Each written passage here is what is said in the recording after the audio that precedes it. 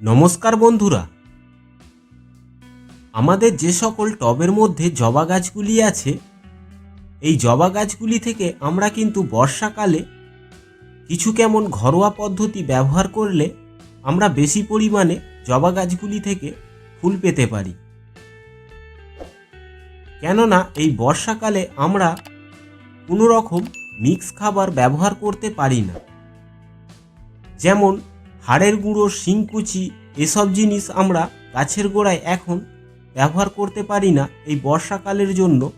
কেননা এই হাড়ের গুঁড়ো আরে পচতে অনেক দিন টাইম লাগে, তার উপরন্ত গাছের রুটকে খারাপ করে দেয়।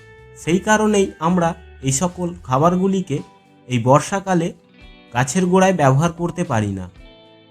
সেই কারণেই আমি কয়েকটি ঘরোয়া পদ্ধতিতে যে খাবারগুলি আমাদের হাতের সামনে সবসময় থাকে, এই খাবারগুলি ব্যবহার করে আমরা জবা গাছে কিন্তু বেশি পরিমাণে ফুল আনতে পারি এই বর্ষাকালে।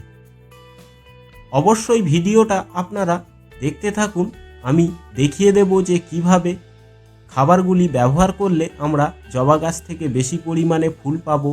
অবশ্যই ভিডিওটা দেখুন। তার আগে বলে রাখি, যারা এই চ্যানেলে নতুন অবশ্যই চ্যানেলটিকে সাবস্ক্রাইব করে রাখবেন। গাছের বিষয়ে নিত্য নতুন ভিডিও দিয়ে থাকি। নমস্কার বন্ধুরা, আমি নবীন, আপনারা দেখছেন সেফ গার্ডেন। ভিডিওটা ভালো লাগলে অবশ্যই চ্যানেলটিকে সাবস্ক্রাইব করে রাখবেন, পাশে থাকা বেল আইকনটি প্রেস করে দেবেন পরবর্তী ভিডিওর নোটিফিকেশান পাওয়ার জন্য।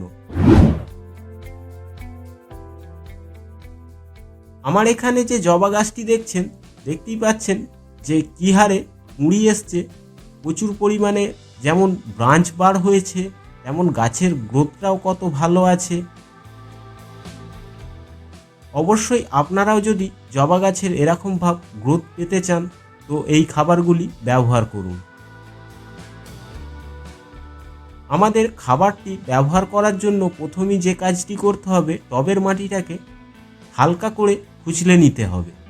যেহেতু এখন বর্ষাকাল, টবের মাটি বেশি পরিমাণে খুচলাখুচলি করা যাবে না, কেননা গাছের রুট ড্যামেজ হলে গাছটি মারা যেতে পারে।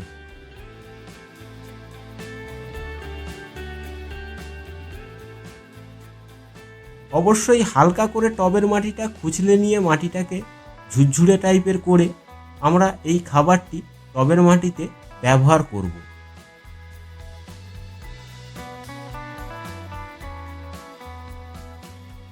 যদি টবের মাটিতে প্রচুর পরিমাণে আগাছা হয়ে থাকে, সে সকল আগাছাগুলিকে ভালোভাবে পরিষ্কার করে নেবেন। পরিষ্কার করে নেওয়ার পরই এই খাবারটি ব্যবহার করবেন।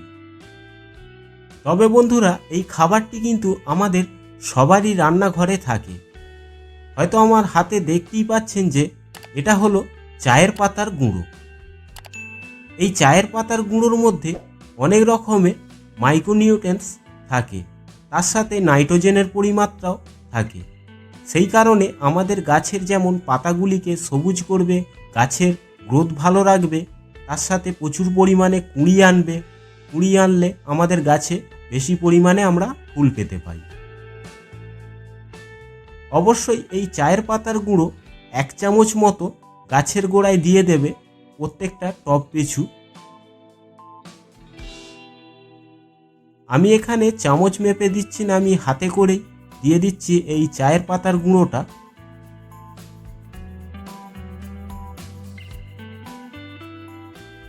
এই চায়ের পাতার গুঁড়ো যখন আস্তে আস্তে পচতে শুরু করবে, তখন গাছে আস্তে আস্তে দেখবেন যে গ্রোথ বাড়তে শুরু করেছে।